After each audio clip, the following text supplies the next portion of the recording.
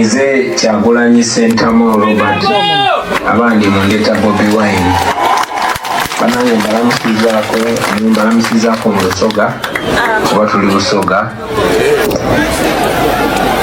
muzikirize mpite wano nange ntuuse obubaka bwange obw'okusaasira eri famire yonna bakadde baffe nze Badigeya Mufumbiro ne famire yaffe y'Abagave evamu Edith Katende twalonda muzeeyi nga tumanyi tugenda kufuna meesali naye ate oluvannyuma watutusaamu bino tuba tetumutegeera aba ategeeza ki tugende tubeefe tetwasoma naye twagala tusomesa abaana be twazaala kati abo aba tuyambyemu ki abaana bagenda tutungira bwamu ku makubo baagala ssente tulazijawa abaana babalemeseza okufumba capati bamanyi bafumba wano capati kati bagende babeera bwe banaamala okugyawo eddoboozi erisobola obboogera mujja kulaba kye basobola obbakolamu ebasajjamu eno bakazimu so temusiruwazibwa tebalwanyisa nze balwanyisa mmwe nze jja sinyimiridde mu kkubo lyabwe yemmwe target. I am not the target, you are the target.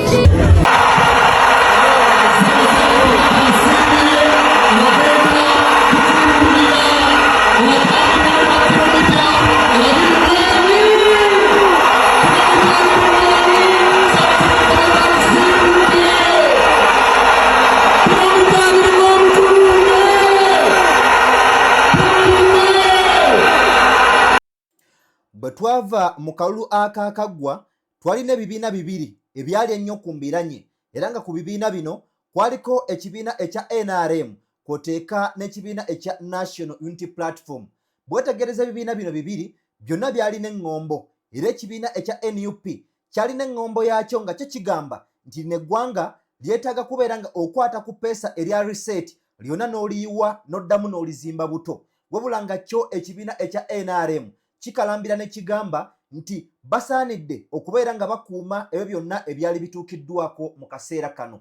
Wabula ekibiina ekya NRM ebimu ku bye kyasimbangako nnyo essira kyagamba nti oba olyawo security eri gguluggulu n'ebyokwerinda eby'amaanyi ebiri mu ggwanga lino erya Uganda basaanidde okubeera nga baddizibwa obuyinza. Wabula olunaku olwaleero tutuuse mu mbeera nga ababbisa emmundu batambula emisana ttuku ate nga bagumu nnyo tewali abagambako.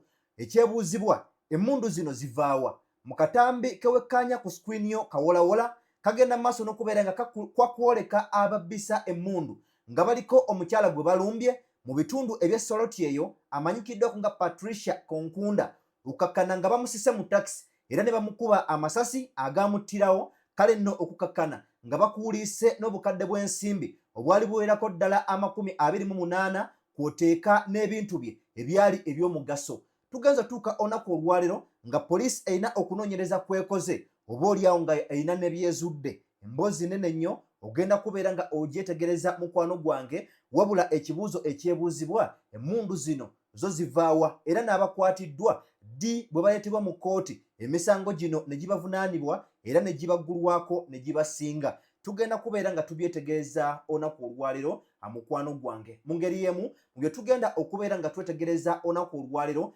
Ssaabasajja Kabaka Ronald Muwenda Mutebi owookubiri yasiimye kale nno bw'atyo n'aggulawo empaka z'okudduka wakati mu kubeera nga bajaguza amazaalibwa ge. Byonna nga ebivuddeyo tugenda kubeera nga tubikwoleka. Ababaka ab'ekibiina ekya NUP babaddeyo bulambalamba era byonna ensonga tugenda kubeera nga tuzikulaga mukwano gwange olunaku olwaleero.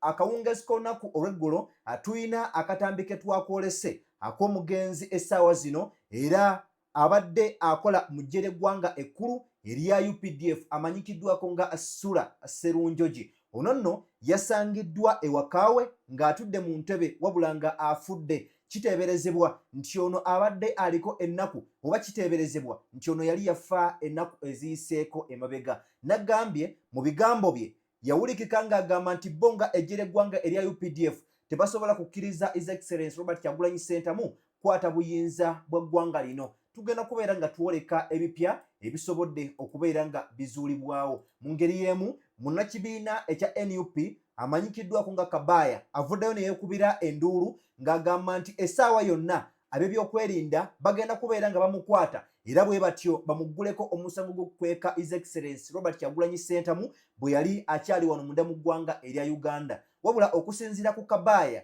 ye agamba nti ekyo si kye kigenda okubeera nga kimuggulwako omusango gwa kukweka His Excellency Robert Kyagulanyi Ssentamu, wabula balina omusango gwe bagenda okumuteekako gwa kubeera nti ono yasaplayinga enjaga mu kibuga ky'eggwanga ekikulu ekya Kampala. Byonna ogenda kubeera nga obifuna mukwano gwange ate onaku olwaliro. Abasuubuzi oba bo abatembeyi ababadde bakoleranga ku makubo bakyagenda mu maaso n'okubeera nga bakaaba, wabula tugenda kubeera nga tuddamu twetegereze ebigambo bya His Excellency Robert Kyagulanyi Ssentamu byagenda mu maaso n'okubeera nga oba oliawo abagambako. Ate era mu ngeri y'emu bwe tugenda okubeera nga twetegereza His Excellency olunaku olw'eggulo aliko obubaka bwe yawadde abakungubazi wali bwe babadde baziika Edith Katende mukyala wa Alex Waiswa Mufumbiro. Byonna atubiina mukwano gwange atosaanidde kubeera nga ate obisubwa. Kale nno waliwo ne nkuba kyeyo agambibwa okuba nti ono yalwala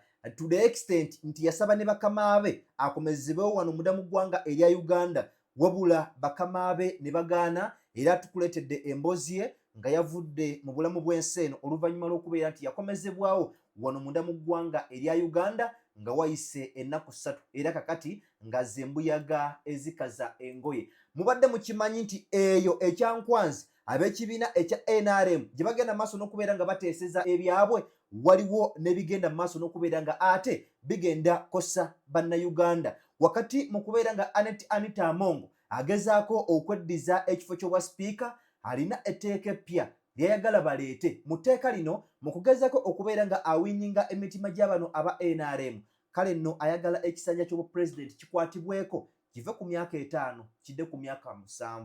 Byonna atubiina olunaku olwaliro. Kankole bwe nti nzije ate tweyongereyo. DPTV Uganda, Dawn People Television. Imba ntiaze nene mokutenda kabaka wa Buganda amagero lwasimye ne tuduke misine ne tujaguza kuba ku muto paka ku mukadde n'olusi tumambala mu busati ne tukivimba.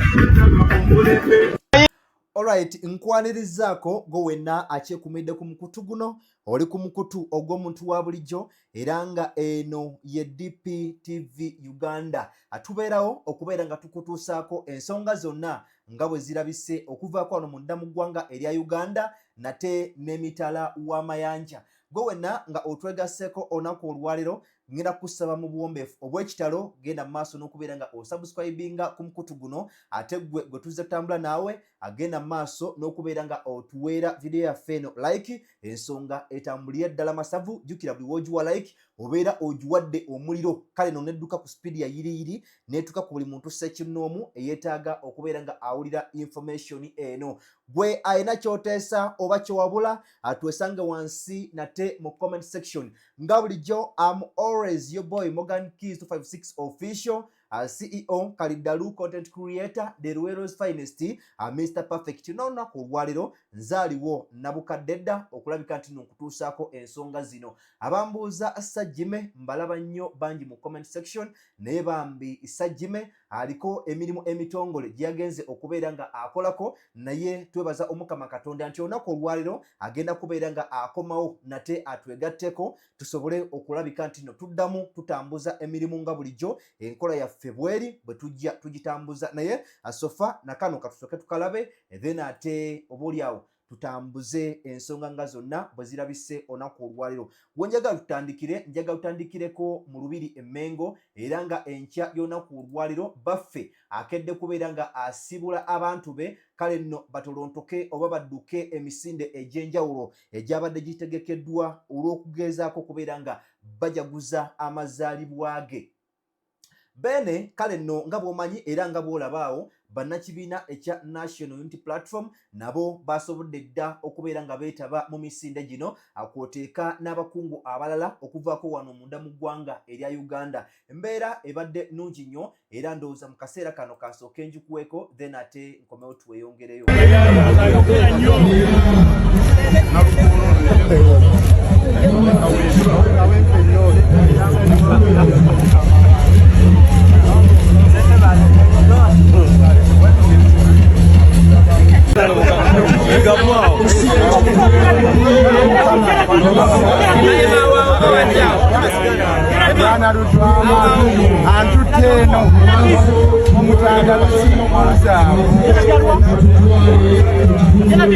Mama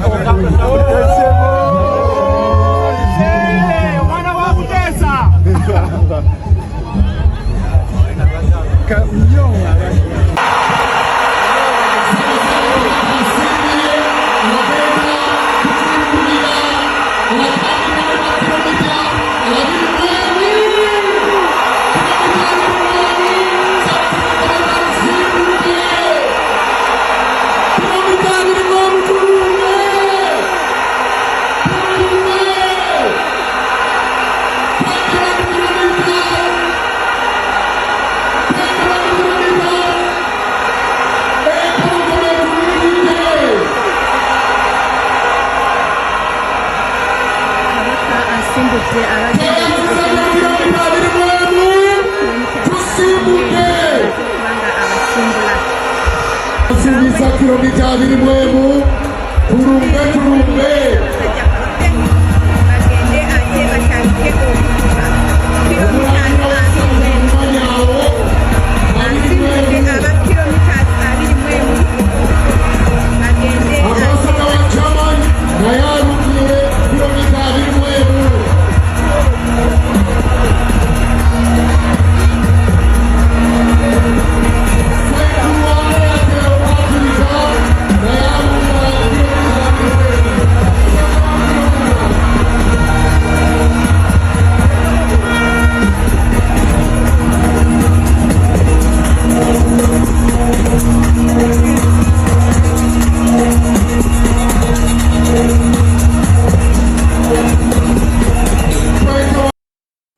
kale embeera bwetyo bwebadde ate enkya y'olunaku olwaleero nga baffe asiibula abantu be okusobola okubeera nga badduka emisinde gino. Ekibiina ekya NUP kibaddeko n'abantu ab'enjawulo abakikiikiridde era ndabyeko Elias Luyimbazi Nalukoola omubaka owa Kawempe North mu Parliament, nalabyeyo omubaka omulonde owa Nansana Municipality Zambali Blasio Mukasa, nalengeddeyo omubaka era omulonde George Musisi owa Kila Municipality n'ababaka abalala. Nalabyeyo ne Guild President owa Makerere University eyakamala okubeera nga alondebwa Akadondi Gracious naye olunaku olwaleero yeetabye mu misinde gino n'abantu abalala bangi abasobodde dda okugenda okubeera nga bakiikirira ate ekibiina ekya National Unity Platform. Kale nno ebyo bye bivudde side zeeyo, wabula bwe mba nga nkugjeeko awo gye buvuddeko atulina emboozi ya mwana mulenzi oyo gweweetegereza ku screen yo. Oyo nno twakutegeezako nti oba oli awo yali yawambibwa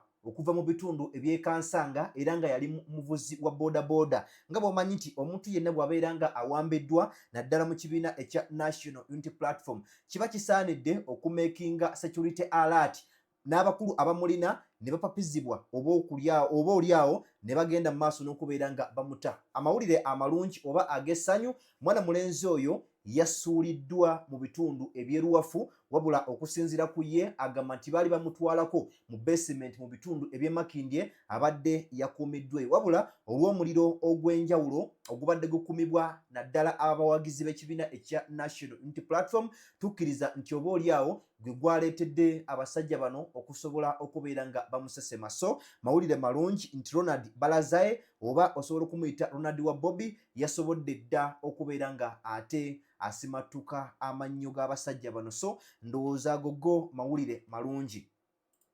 Then bwe mbanga nkugjeeko awo akawungezi k'olunaku olw'eggulo nakkoledde emboozi nga nkulaga musajja mukulu essaawa zino nga mugenzi amanyikiddwako nga Sula Serunjoki. Ono nno akawungezi k'olunaku olw'eggulo atulina report ze twakulaze nga tukulaga nti ono yasangiddwa nga atudde mu ntebe wabula nga yavudde dda mu bulamu bw'ensi, wabula gye buvuddeko aliko ebigambo byavaayo n'ayogera n'agamba nti bo nga eggye ly'eggwanga erya UPDF tebasobola kukkiriza kukwata buyinza bwabwe ne babuwa His Excellency Robert Kyagulanyi Ssentamu ate n'akulembera eggwanga lino. Gulu erudda omu n'oludda omu ne bakula omusajja okumujja kapeeka okumuta kugombolola kilomita emu naye nga bamukuluza mugongo. Omuntu abeera president abeera commander in chief akulira amagye Bobi Wine abereka Manda in chief ababita kale ebyo bye bimu ku ebyo ebyali ebigambo bye wabula okusinzira ku information efulumye onaku olwaliro ekulaga nti eyasavingako mu ggye erya NRA wamu ne UPDF oba osobola okumuyita Captain Sula Serunjogi ono yasangiddwa mu makaage mu bitundu ebyeruweero ate nga obulamu bwe bwasaanyeewo dda. Kale nno ono yasangiddwa mu ntebe nga atudde. Okusinziira ku information era endala efulumye ekigambibwa nti ono oba oliawo yali yafa ennaku eziyiseeko wabula bannayibba be babadde tebakyamulaba wabula balabye ensowera nga ziva mu makaage kwe kugendayo ne balaba ate kiki ekibadde era bagenze okumusanga nga ono zembuyaga ezikaza engoye. Kaputeni ono kigambibwa nti bwe yali tannaba kubeera nga yeegatta ku ggye lya General Yoweri Kaguta Museveni yasooka kubeera nga mutunzi then oluvannyuma n'alyoka ne yeegatta ku ggye lino erya NRA then oluvannyuma eryakyusibwa ne lituumibwa NRM. Nga bwe nkugambyeko nti newankubadde nga musajja Muganda by tribe yashookinga nnyo abawagizi b'ekibiina ekya National Unity Platform bwe yavaayo n'ategeeza nti bonga UPDF tebasobola kukubira His Excellency Robert Kyagulanyi Ssentamu nate saluti. Kale nno byebyo ebigambo bye ebyali oba ebyawulikikako naye nga ono oggyeko ekyokubeera nti wa UPDF wabula aliko emivuyo egimu gye yalabikako nga ono mu kubeera nga abulankanya ettaka ly'abantu tasuula ntebe asuula atudde lwasonga nti n'emirundi mingi yakwatibwanga nnyo n'atwalibwa ne ku poliisi wamu n'okubeera nga abantu bangi abasobola okubeera nga basibira mu makomera ku nsonga ezeekuusa mu kubulankanya amataka mu kiseera kye. So yoyo omugenzi akaseera kano amanyikiddwako nga Sula Serunjogi. Then ate bwe mbanga nkuggyeko awo munnakibiina era omuwagizi w'ekibiina ekya NUP amanyikiddwako nga Kabaya enkya y'ennaku olwaliro asoose kubeera nga yeekubira omulanga eri abantu bonna bannayuganda n'agamba nti yamaze dda okubeera nga afuna okutiisibwatiisibwa oluvannyuma lw'okubeera nga avaayo n'ategeeza nti y'omu ku abo abaakweka ku His Excellency Robert Kyagulanyi Ssentamu olwamala okufulumya ebigambo bino tebyawoomera bakulu. Ebigambo bino kwegamba byawunyira abakulu ziizi. Kale kwegamba baali basaanidde okubeera nga bamunoonya bamukwate bamuggalire. Okusinziira ku Kabaya n'ebigambo bye agamba nti abakulu bano balina omusango gwe bagenda okubeera nga bamuguddeko singa banaaba bamukutte mbu gwa kubeera nga y'omu ku abo abasappulayinga enjaga mu bitundu byonna ebya Kampala. Era ku Kabaya agamba nti ye tagenda kubeera nga azikiza wabula agenda kubeera nga asigalayo n'ewaka bwabeera nga baakumukwata kale bamuyambe bamusange ewaka lwansonga nti yagamba tagenda kubasegulira.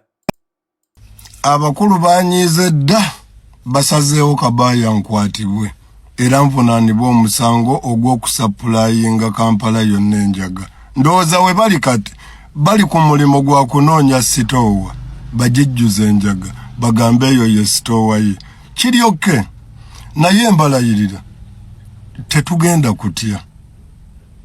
Bw'otwala Kabaya wajja kuvaayo Kabaya omulala. Waiswa yafiiriddwa mukazi we Waiswa tannatya. Sooka olowooze ggwe kye mwakoze akyali mugumu okitegedde. N'olwekyo bannayuganda njagala kuleka nga mbalekedde message eno kubanga sigenda kudduka sigenda kuva waka okuva neerero paka nga mumaze okunkwata era temunnoonyeza walala mujje waka era n'abantu bange bamanye nti ab'ebyokwerinda mwe muntutte si kumpamba okitegedde. N'ebino mubimanyi bannayuganda oyo omwami Mwai Museveni bwe yali ajja mu buyinza bagezaako muwa buli kimu omusika sayidi bamuzze gye bali sayidi yaabwe. Omwami oyo yagaana yalina by'ayagala nga naffe bwe tulina bye twagala kati. Mukulu ddamulira muwulira nze nsiibula ngenda ngambye sigenda kuva waka temututiisatiisa. Nabagambye namukweka nkiddamu namukweka bwe busungu kati byonna bulijjo mubiraba ne musirika kati kino kye kyasinza obbaluma wendi mujje wendi bannayuganda temutuvangamu okitegedde musigalenga nga mulemezaamu kubanga ffe buli lwe tusibwa ate mmwe ne muwanika ekyo kireeta obuzibu paka Uganda yonna nga batusibye bagenda tusiba kale n'olwekyo gwafunyengayo kyofunyenga ndi mukomera mukwano ojjanga nonkyalirako ne bw'oba toyina kyoleese naye nondabako tumwebaze mwamulabye musuuza tumwebaze oba kiki ekyamuyonse Katonda wange omugagga tubagambye lino eggwanga liyina n'emizimu gyalyo nga Uganda kyekitutabula kyekitufosinga kyekigenda otussa kyekigenda otusibya kale n'olwekyo saagala mu mpambe buwambi nze munone waka okitegedde kale byebigambo bya Kabaaya so atumugumya nti oba oli awo wanaabaawo ekinaakyuka kale bwe mba nga nkuggyeko akkiriza nkutwaleko mu bubaka obwa His Excellency Robert Kyagulanyi Ssentamu Mitembo nate bwe yawadde abakungubazi abagenze wali mu district eyeeruuka jukira nti akawungeezi k'olunaku olw'eggulo wabaddeyo okugalamiza omubiri gw'omugenzi amanyikiddwa nga Edith Katende Mufumbiro era nga ababaka bangi okuvaako mu kibiina ekya National Unity Platform akwoteeka n'enkuyanja y'abawagizi b'ekibiina ekya National Unity Platform bakuŋŋaanidde mu district eyeeruuka okusobola okubeera nga bawerekera muganda waabwe ate oba oliawo ne mukwano gwabwe kale no wano His Excellency Robert Kyagulanyi Ssentamu yasinzidde wano n'abaako obubaka ye bwe yasindise abasinga temwabuulidde bwe njagala nsooke nkujjukizeemu then olabe ebigambo bya His Excellency nate bye yayogedde olunaku olw'eggulo. Kyagulanyi Ssentamu Robert nize Kyagulanyi Ssentamu Robert abandi mundeta Bobi Wine banange mbalamusizaako mu Lusoga kuba tuli Busoga muzikirize mpite wano nange ntuuse obubaka bwange obw'okusaasira eri famire yonna bakadde baffe Zeibaligeya Mufumbiro ne famire yaffe y'abagave evamu Edith Katende Nabunya mwenna baganda bange ab'enju zombi basaasirako nti kitalo nnyo kitalo ddala kyanaku nnyo mwannyinaffe yatuvudde ku maaso mu mbeera nga gye mulaba mwenna nze kennyini siriiwo siri mu ggwanga olwogezaako okutaasa obulamu ne mukwano gwa Edith mukyala wange Babi Kyagulanyi naye tasobodde kubeerawo era kyamulumye nnyo kyantwalidde amaanyi mangi omukakanya olw'okufiirwako munne naye ffenna kitalo ffenna buli omu Edith abadde alina engeri gyakonectinga naye kubangi Edith muzika mukwano gwammwe si mukyala wa comrade wammwe kuba wadde Alex Waiswa comrade naye era ne Edith abadde comrade si just mukyala wa comrade. Edith nze ng'omuntu ne famire yaffe twamumanya much earlier before we even met her. Nze Edith namumanya ekiseera kiwanvu nnyo nga sinaba namusinkana mumanya nti anamanyira ku mwami we Alex Waiswa Mufumbiro. Waiswa nga anyumya nnyo ku Edith buli bwemba naye nayogera Katende nakunyonyola kino to the extent nti nagenda okusinkana Edith nga mumanye emboozi ezimunyumira manye olwali lwakuba manye ebigambo byakozesa. That is how connected Waiswa was with the wife. Era bwe nabasinkana abaagala naabo naffe ne batwagala nnyo era mukyala wange era ne tubeera famire era nafuna omukisa batuma n'omwana waabwe erinnya lyange bamutuma Mitembo Ebo oyo muto kyakitiibwa nnyo. Edith yakonectinga nnyo ne mukyala wange naye manyi nti bakonectinga nnyo ne munne Waiswa in a very special way. Fena yatumaking out to feel part of the Mufumbiro family. Yo Edith njagala okusaasira famire muganda wange Kato zikiriza nkwebaze olw'okuyimirirawo kulwa muganda waffe eggwanga oliraze ekifaananyi ekyenjawulo kuba nkakasi eggwanga libadde ligoberera byonna bukyanga bakwata Waiswa n'oyimirirawo n'okola kampeyini ze olaze nti tusobola okukiikirira bannaffe okukiikirira ekintu ekituufu ate omuntu bw'oba oyimirira ku kintu ekituufu toba omu kati walingayo but look at the work that you did. Webali muganda wange Mukama akuwa omukisa Joshua baganda baffe bonna hata nkusaasira famire y'abaganda baffe abagave Edith gyazaalibwa basaasira ekituuse ku Edith kinzijukiza obulamu bw'abakyala baabo abantu abali mu struggle n'abakyala abali mu struggle bamaama baabwe bawala baabwe n'okusingira ddala abakyala baffe ndowooza mu kiseera kino ku bantu nga Olivia Lutaya, Sauda Madada, Badorin Kaija abali mukomera awatali musango abaana baabo b'abantu baabo b'abaami baabwe nga bali eyo babonaabona kuba bannaabwe baba basibako okusingira ddala ndowooza ku bakyala okufaananako nga Edith ono mukyala wa John Bosco Kibalama yamala emyaka 17 egiri painful nga banja bbaawe yabuzibwawo John Bosco Kibalama era naye omukyala Monica tebamaliriza nga naye bamutemudde kuba bwe kyafaana naye yasangibwa mu nju nga yatiddwa.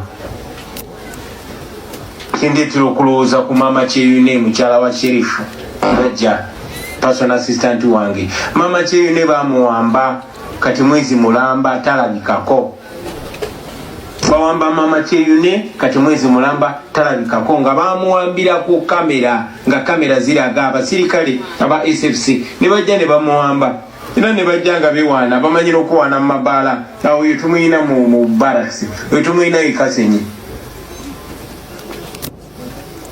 The pain eyo y'abaana ey'abaami baabwe n'ey'abantu bonna kindagamini kituuse ku buli muntu. Nange kenyini omukyalo wange kenyini yalumbwe waka n'atulugunyizibwa n'akubibwa mu nnyumba eyiye awatali musango.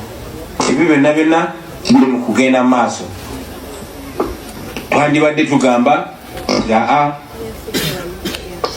bigenda maaso nti amagye ge gali mukola ebikolobero ebyo ngoka ye abamagye bawamba ebitongole byonna naye n'ebitongole ebyandibadde nga last hope essuubi erisembayo eri omuntu wa bulijjo. Ekitongole ekiramuzi kyekirina okubeera essuubi erisembayo eri omuntu wa bulijjo gyalina okufuna obwenkanya kyobola abakiyita ekitongole kya justice kitegeeza bwenkanya.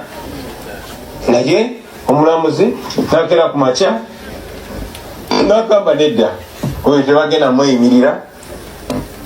Ne bwe bazze omusajja ng'asaba nti waakiri munzikirize nzike omukyala wange ne bamugaana okuziika mukyala we kuba akafaananyi Waiswa nga atudde mu kkomera nga talina musango gwe yazza naye nga atudde mu kkomera nga mukyala we yafudde olw'okulema okujjanjabwa bbaawe gwe baasiba. Naye bbaawe baamuganyira okweyimirirwa asobole okukola omukolo ogusembayo ogw'okuziika mukyala we ng'abatemu ababbi batambula butaala abassa abantu publicly nga balya butaala. Mwengo omuntu kubanga ayogera ku bikyamu ebigenda maaso mu ggwanga kubanga ayagala ensi ekulemberwe mu ngeri esingawo.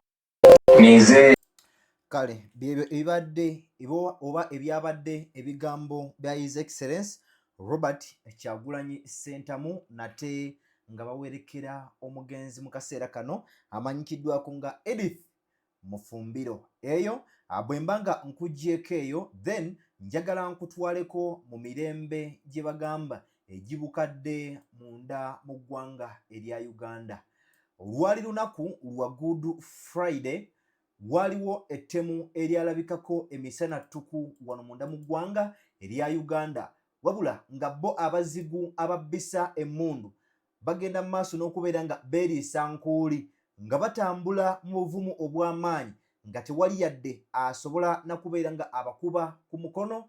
Kale nno gye byaggweera nga baliko ensimbi eziwerako ddala obukadde 28 bwe bakuuliise nabwo, kwoteeka n'okulumya obulamu bw'abantu abalala, ate ko kwoteeka n'okubeera nga balina obulamu bw'omuntu omulala bwe baasaanyaawo, era nga okusinziira ku incidenti eno yatuukawo mu bitundu eby'e Soroti eyo. Okusinziira ku information etambulira ku katambi ako kewekkaanya mukwano gwange ekulaga nti poliisi mu bitundu ebya East Kyoga yasobola okubeera nga eriko okunoonyereza kwe yakola obwalimu ettemu kwoteeka n'obubbi kkondo obw'okubbisa amaanyi obwasobola n'okubeera nga bwafiiramu obulamu bw'omukyala ow'emyaka 36 era business woman eyategeerekako amannya aga Konkunda Patricia. Ono yali mukozi owa mobile money mu bitundu eby'e Soroti. Incident eno yatuukawo ng'ennaku z'omwezi 3 omwezi ogwokuna mu mwaka 2025 era nga bw'okuba n'ozzayo akatambi emabega lwali lunaku lwa Good Friday ku ssaawa nga 4:40 ez'okumakya okulinaana ne supermarket emanyikiddwako nga eya Goldman. Yes, ku luguudo olwo. Kale nno okusinziira ku poliisi yavaayo n'egamba nti abazigu akaseera kano yo be yasobodde okubeera nga ekwata balina emigemerawala era nga yo poliisi bwe yali ekwata yasobola okukwata abantu 11 abeenyigira mu ttemu lino eryafiiramu mukyala mukulu w'emyaka 36. Okusinziira ku poliisi egamba nti yakola okunoonyereza n'ekwata omwami amanyikiddwako nga Epayu Simon oba eyali amanyikiddwako nga Iboda. Ono nno nga yali kugamba ye yakwata omukyala ono n'amujja mu taxi ate n'amuleeta amanyikiddwako nga Eyam Epayu Simon. Kale nno bakwata ne suspect omulala amanyikiddwako nga Emenyu David oba eyali yeeyita Ogwanga Sam. Kugamba balina amannya amalala. Kugamba bakwata omusajja amanyikiddwako nga Emenyu David. Ono nno yateeberezebwa okuba nti bwe bamugjayo omukyala ono mu taxi waliwo mulala eyamugjayo neyakuba yali mulala. Kakati nno Emenyu yagambibwa okubeera nti ye yakuba. Then ku suspect omulala bakwata Okero Emmanuel. Ono nno ye yali main planner, ye yabaka okugamba ye yapulaninga olukwe lw'okuba oba lw'okubba omukyala ono nti akasente ko baali bakamanyi nti weekali.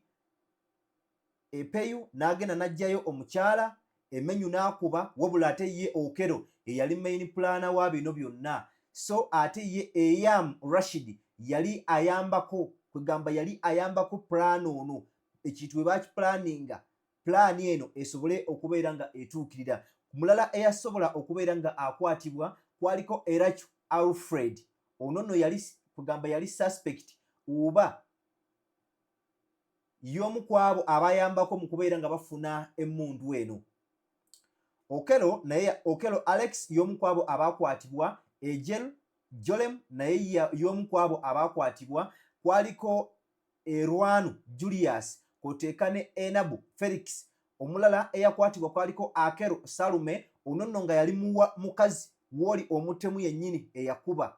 Okusinziira ku byazuuliddwa, poliisi yagenze maaso n'okubeera nga ezuula emmundu era ng'eno ye yeeyambisibwa mu kubeera nga ekuba omukyalo ono, era ku information endala gye baazuddewo yabadde erabika nti emmundu eno yava mu ggwanga erya South Sudan. Ku birala poliisi bye yasobodde okubeera nga ezuula mwalimu engoye ezaakozesebwa nti bano bazeeyambisa mu kubeera nga bagenda okulumba. Baasangayo essimu ekika kya Tekino Canon. Eno nno nga yali ssimu ya mukyala omugenzi mu kaseera kano. Kale nno mu birala poliisi bye yasobodde okubeera nga ezuula ku nsimbi obukadde 28 bwe bagenda maaso n'okubeera nga babba, bazuddewo obukadde 10.5 bwokka bwe bwali busigaddewo. N'okutuusa akaseera kano poliisi ekyagenda mu maaso n'okubeera nga ekyakola omuyiggo, wabula era ekyakola n'okubeera nga enoonyereza omukyalo oyo ye yafiira mu incidenti eyo nga bwe twagikulaze wali eri ate mu ntandikwa nti omukyalo ono basobola okubeera nga bamubbako ebibye.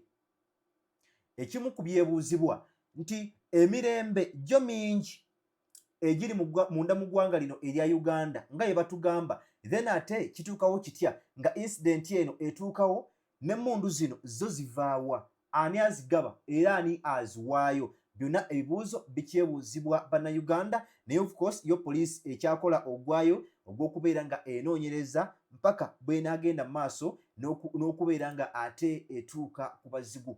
Tujja bikutegeeza bwe binaaba bivudde sides eyo, tujja kudda wano ate ku DPTV Uganda tugende mu maaso n'okubeera nga tubikutegeeza. But so far abantu 11 be bakamala okubeera nga bakwatibwa nga be beetaba mu ttemu lino, era n'emmundu yasobodde okubeera nti yazuuliddwa, ensimbi obukadde 10 nabo bwazuuliddwa, kwoteeka n'ekissi n'essimu nabyo byazuuliddwa. Kale nno bwe mbanga nkuggyeko awo, bannayuganda bo bakyagenda mu maaso n'okubeera nga bakaaba era ng'amaziga gakyabayitamu ne butuukidde olunaku olwaleero, anti ebyokuzimba enzimba empya teyina gwesosola, oba oli wa NRM, oba oli wa NUP, oba oli wa FDC, oba oli wa DP, akina oli independent, gwe toyagala bya bufuzi, azirongazi oli munnayuganda, buli kimu kikukwatako. Era abatuuze ab'enjawulo bagenze maaso n'okubeera nga bawulikikako nga baliko amaloboozi gaabwe ge basitula nga bakaaba, okusinziira ku mukyalo oyo agamba nti ye yalonda ekibiina ekya National Resistance Movement era akalulu ke yagamba mbu yakawa General Yoweri Kaguta Museveni, wabula gye buvuddeko agamba nti ye kino teyakisuubira. Mubaka ab'amaziga ye teyandibaddemu. Ffe twalonda muzeeyi nga tumanyi tugenda kufunamu ensanyu, naye ate oluvannyuma watutusaamu bino tuba tetumutegeera. Aba ategeeza ki? Tugenda tumbe ffe tetwasoma, naye twagala tusomesa abaana be twazaala. Kati abo aba tuyambyemu ki? Abaana bagenda tutungira bwamu ku makubo, baagala ssente twazijawa. Abaana babalemesezza okufumba capati, bamanyi bafumba wano capati, kati bagende babe. Abaana batolugunya nabo munaagenderamu, naye temukaya nabo abaana babbi mwongerako amakomera. Mwe bennyini awo temulabi. Bwe banaamala okugyawo eddoboozi erisobola obboogera, mujja kulaba kye basobola obbakola mwe basajja mwenu bakazimu. So temusiruwazibwa. Tebalwanyisa mmwe, tebalwanyisa nze, balwanyisa mmwe, nze jja sinyimiridde mu kkobo lyabwe. Ye mmwe target, I am not the target, you are the target. I'm only standing in the way. So tebabasiruwaza baganda bange. Musobola okukyusa obulamu bwammwe nga temukozesebwa. Tewali muntu asobola tukuuma nga tuli basireevu nga tetumuwadde permission. Bwe banaamala okugyawo eddoboozi erisobola obboogera, mujja kulaba kye basobola obbakola mwe basajja mwenu bakazimu. So temusiruwazibwa. Tebalwanyisa mmwe, tebalwanyisa nze, balwanyisa mmwe nze. Namba y'abannayuganda abeetuga abaffe ekikutuko ne bakireerese genda kulinnya ebitundu 85 ku buli 100. Wallahi billahi tallahi bazze bagoba ababooda ne tugamba ffe tuli babooda, ne bagoba abatembeeyi ne tugamba tuli batembeeyi. Bazze ku nnyumba otandika otya etteeka n'oleeta etteeka nga likwata n'eyakola emabega. Ekitegeeza bano abasajja pulaani yaabwe yakutusengula ku mataka tubulweko we tuzaalibwa, n'ebijja byaffe bajja kubisengula bwe banajjawo ennyumba ya jjajjaawe y'ekijja, kubanga teyazimbibwa ku mutindo gwe baagala omuntu. Olaba agamba nti ne bwe liba ssabo tugenda kulimenyawo bwe liba teryali ku pulaani. Lwaki pulaani yaabwe tetandika tude? Abasajja babeera ne pulaani ez'okukola enguudo, beebyabwe bibakatakakatako okukola ng'okuzimba enguudo, okuzimba amalwaliro n'okukola ebintu gavumenti byeteekeddwa okukola. Wallahi tewali n'ekimu kye baali bakoze, naye bajja ku muntu wa bulijjo.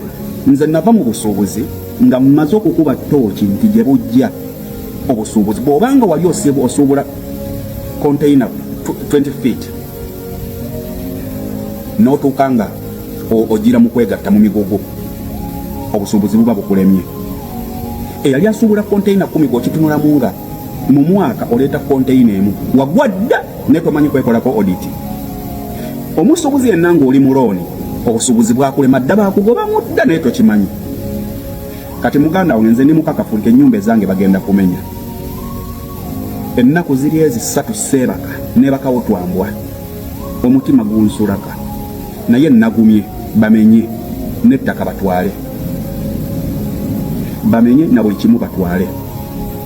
kubanga osanga bannayuganda nga batudde ku live obudde ne buziba gwe ne weebaka obeera wano ku mulimu ng'okola nga bannayuganda buzibye nga bali ku live ne bukya wallahi nina abantu be neebuuza nga buli scrolling nga bwotyo basanga bali ku live obudde bonna nogamba n'abantu bakola era bano abantu bafuna ki ku live byannemu okutegeera bwe baba bali ku mulimu bakale naye mmwe abalaba ababeera ku live ezo mufunamu ki abalaba kuba baba ze hosting bafunamu oba oliawo naye mmwe ababeerako ennamba ennene mubeera mulaba mufunamu ki ba MPs simanyi bana basajja n'abakyalo oba bagenda mu parliament kwegatta wallahi His Excellency Robert Kyagulanyi Ssentamu bw'obanga okutta obukulembeze bw'eggwanga Uganda parliament gijjeewo terina makulu eyo ennyumba yeetuddemu okutulugunya bannayuganda era njagala okubagamba bannayuganda wallahi bwe tutavaayo bwe tulema okulwanyisa etteeka eritambula olwaleero simanya tteeka simanya eryokusindika ssente okuva mutandise okutuyita abatujju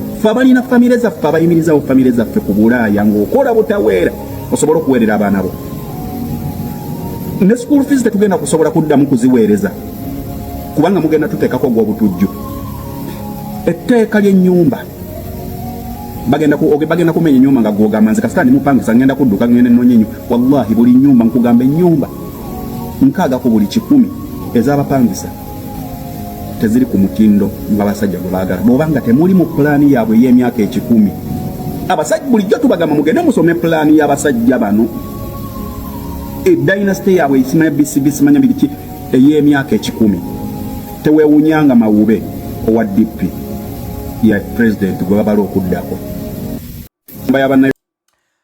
kale ebigambo ndowooza obitegedde bulungi mukwano gwange then njagala tuveewo ate tugende mu maaso n'okubeera nti tweyongerayo mu nsonga endala ze tulina olunaku olwaleero kale nno mwenna mukimanyi nti ekibiina ekya National Resistance Movement kirina olusirika lwe kirimu lwe kyatuuma Nalikyankwanzi abangi temwakitegeera naye waliwo ebipya ate bigenza mu maaso n'okubeera nga biteesezebwa kale nno twali tuli awo olutalo ne lubalukawo wakati wa Speaker Anita Among wamu n'ayagala obwa Speaker amanyikiddwako nga Norbert Mao era nga abasinga bagamba nti Norbert Mao bwe kataaligirya yagenda okubeera nga addira Anita Among wabula nga n'Among ekifo kino akyakyagala nnyo mu kaseera kano era nga akyakivuganyaako kakati reports eziriwo ziraga nti wakati nga Speaker ayagala okuddamu okufuna obuganzi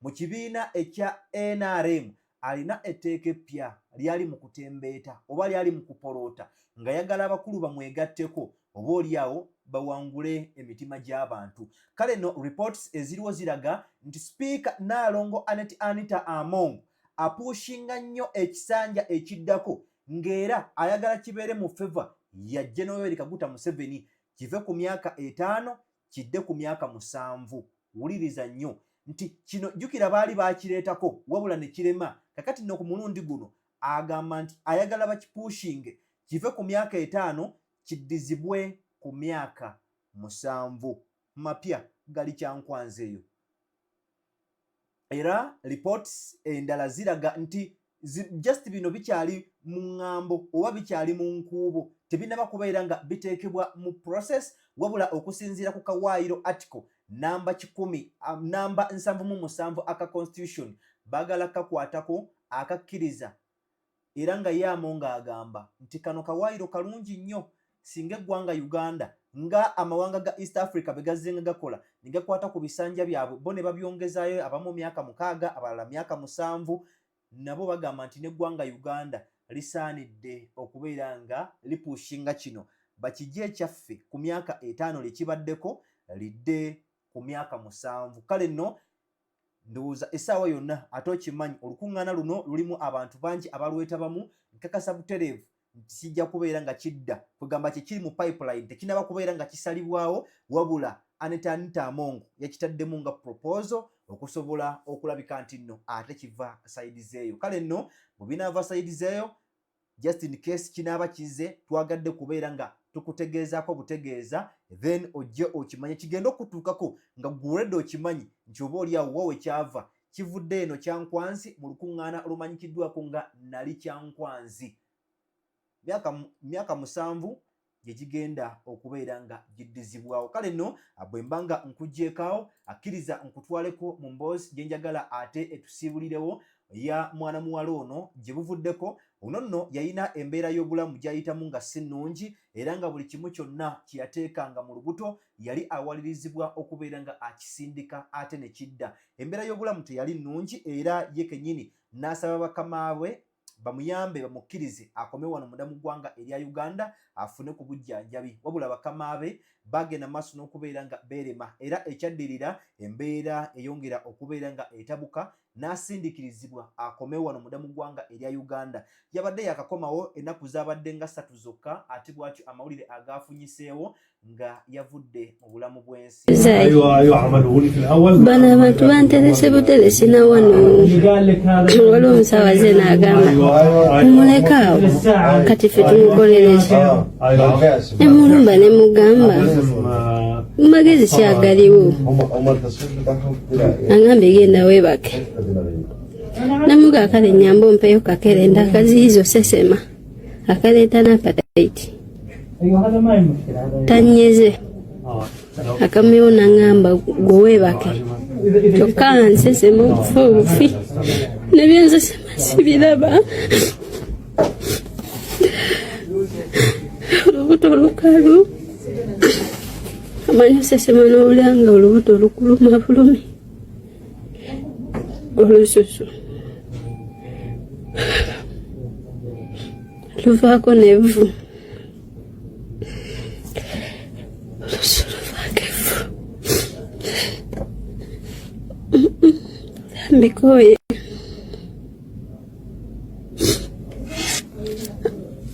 ngezezaako gumiikiriza n'ebiganya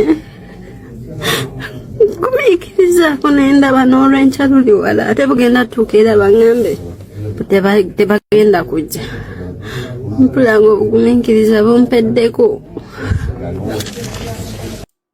Kitalo nnyo, kitalo ddala. Kale n'olw'emboozi eyo sigenda kubeera nga nsukako wano okuleka okwagaliza akaseera akalungi nakugamba nti obadde mulabi mulungi nnyo okuvya ddala eri gye natandikidde n'okutuusa akaseera kano mwe ngenda okubeera nga nkusiibulira nga bulijjo yenze Morgan Keys 256 official CEO Kaliddalu Content Creator the Ruero's Finest Mr. Perfect. Nze abaddewo okulabika nti nno nkutuusaako ensonga zonna.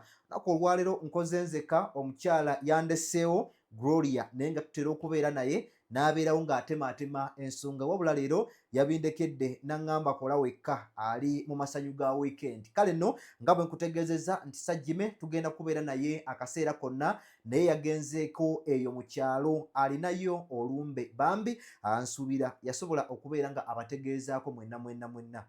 Abatamanya yeyo ensonga ebadde buziza Sajjime aliko mu kyalo eyo ku lumbe lwa muzeeyi we eyamuvaako mu maaso ate gye buvuddeko mu mwaka guli oguwedde. So yeyo embeera eriwo. Akuume atakuumira mpeera tulabagane mu mboozi endala mubeere bulungi mweraba.